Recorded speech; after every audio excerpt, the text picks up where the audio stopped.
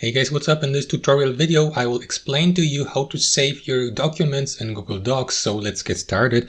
Now guys, there are basically two different ways how you can save documents and files here on Google Docs.